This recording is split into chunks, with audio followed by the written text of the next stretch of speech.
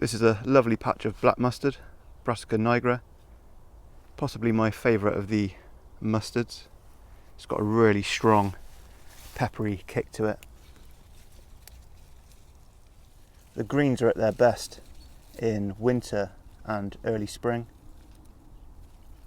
and the plant is more common around the coast in the UK, but can also be found inland in waste grounds and along country roads.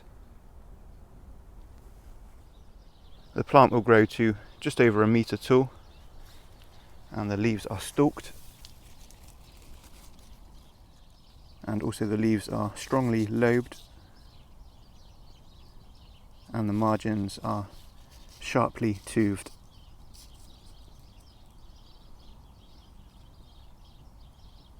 The leaves have a very rough feel to them, and you'll notice there's quite sharp hairs on the stalks.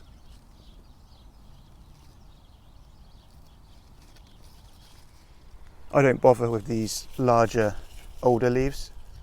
What you want to do is concentrate in the centre of the plant, this fresh, young, bright green growth. That is where the plant is putting its energy, and that is where the nutrients and the flavour are.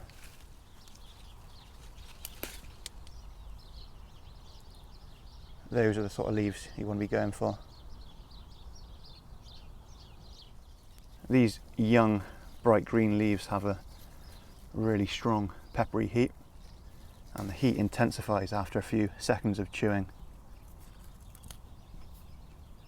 At first it's quite a mild mustardy flavour, and then, well, yeah, really builds to a very strong mustardy kick, and this might be the spiciest wild plant I've found. If you like a mustardy heat in your food, then you'll love this plant. Black mustard greens can be eaten raw or cooked. They're best thinly shredded because of the slight roughness of the leaves. If you cook them, it's best to give them a quick sauté, as cooking them for too long takes away the peppery flavour and they become a bit bitter. I add them shredded into stir fries for the last few minutes of cooking, in the same way as horseradish greens. I also like to eat the stems of this plant. You'll see the stem looks quite similar to sprouting broccoli. So what I'll do is cut the larger leaves off of this and use this in a similar way to sprouting broccoli. I'll just steam it for a few minutes, then saute it in hot butter. As long as the plant isn't too mature, there's got to be some give in the stem. You can bend it. If it's too rigid, it's going to be really tough and inedible, but this is quite flexible, so this will be good to eat.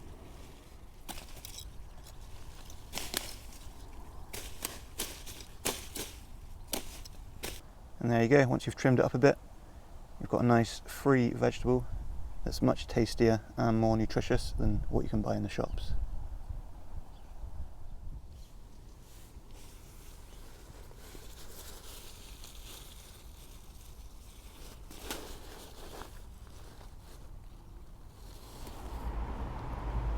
In June we looked at picking the berries of the Mahonia, also known as Oregon grapes. Now in winter and through early spring we can pick the edible flowers. Mahonia have bright yellow flowers that really stand out this time of year, and they grow in these dense spikes. And the flowers have a beautiful perfumed sweet smell. I remember the first time I tried these, as the flavour was quite a surprise. They've got a strong sweet taste of sherbet lemon. They're delicious. I mostly just eat these raw, straight off the bush, or use them as a colourful decoration. I expect they'd make a really good syrup or cordial, but I haven't tried that yet. Mahonia isn't a native to the UK, but it's often found planted in parks and gardens. And the only plant you may mistake Mahonia for is holly, as the leaves look quite similar. But holly has white flowers, and the berries of holly are bright red and toxic.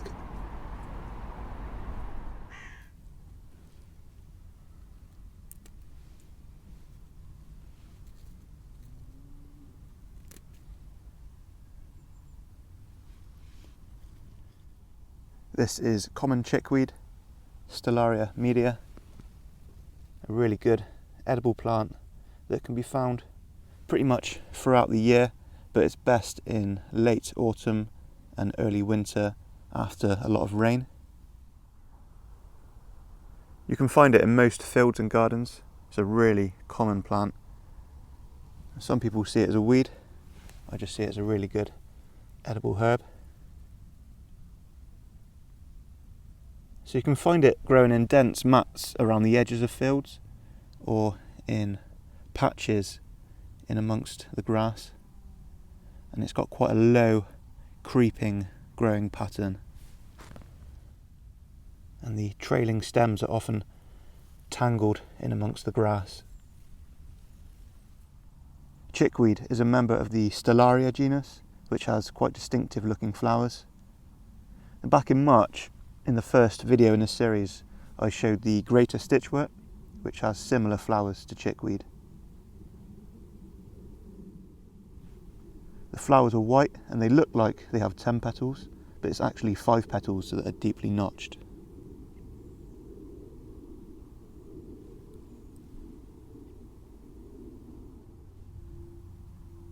The best identification feature for chickweed is on the stems. They've got quite thin, flimsy stems. If you pick one and hold up to the light, you'll see it's got a single line of really thin hairs just on one side of the stem. You'll need to twist the stem around between your thumb and finger, and they're really fine hairs, but you can just make out a line of them.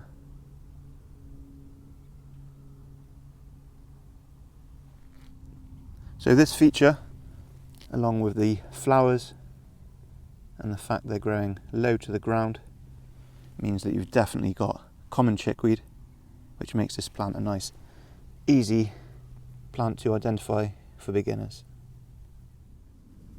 The leaves of chickweed are oval and have a pointed tip. The leaves grow in opposite pairs, quite sparsely down the stem, and then they become more clustered towards the tip where the flowers grow.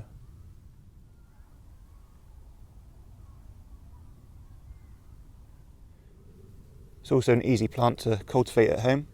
Once the plant's gone to seed, just collect some of the seeds and plant them in tubs, and you'll get a nice year-round supply of greens. Just note that the plant can spread quite quickly. And here you can see there's patches of this chickweed pretty much all the way through this field.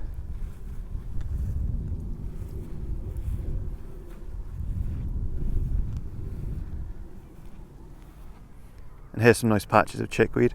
You can just see where it's lighter green colour all through there. That's all chickweed.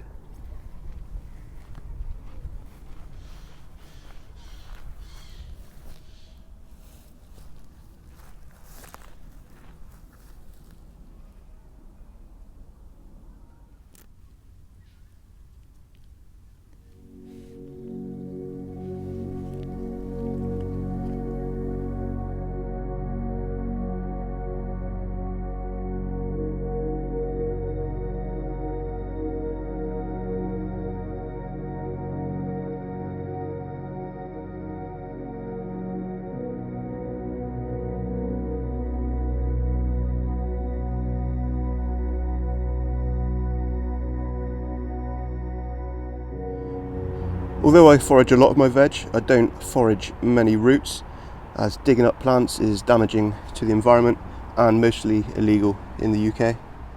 But one root I do harvest is dandelion root, which you can usually find them growing in your garden. As long as you've got permission from the landowner, it's fine to dig them up.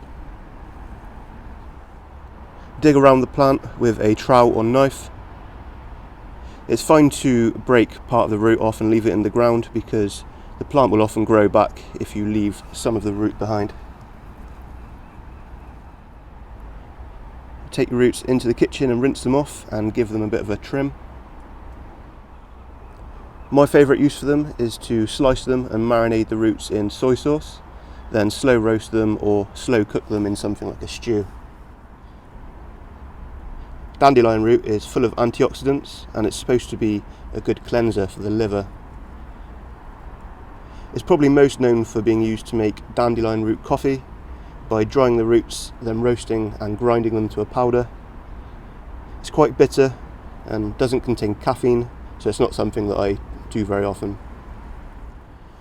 Dandelion is a perennial and it's best to harvest the roots in late autumn or winter when the plant is storing its energy. So once the plant starts to grow in spring and through summer, the plant is using the stored energy to grow its foliage and flowers, so the root won't be as nutritious and it goes tough and woody.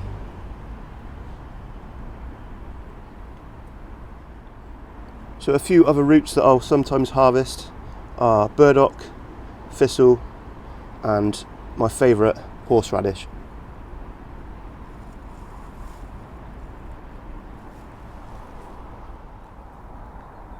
As well as for making horseradish sauce, I also like to add horseradish root into fire cider, which is something I make every winter.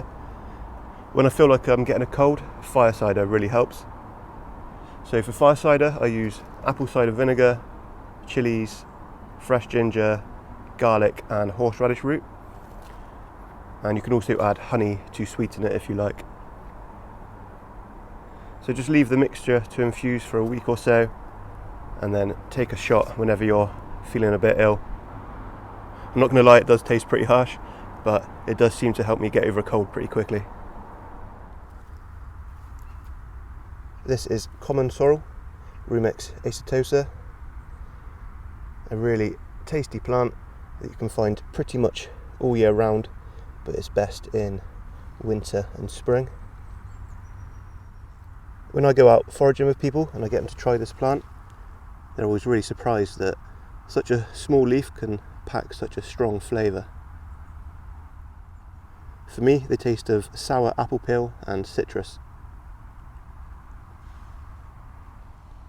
Common sorrel grows in most types of grasslands all over the UK. It's a really common plant. And in winter, you'll just find these basil leaves growing in rosettes in the grass, and these are the leaves we want because they have the strongest sour apple flavour. I don't usually eat common sorrel in the summer. Once the plant starts to develop its flower stems, then the leaves kind of lose their intense flavour and they're not as tasty. The leaves are arrow shaped. You can see they've got these pointed lobes at the base of the leaf.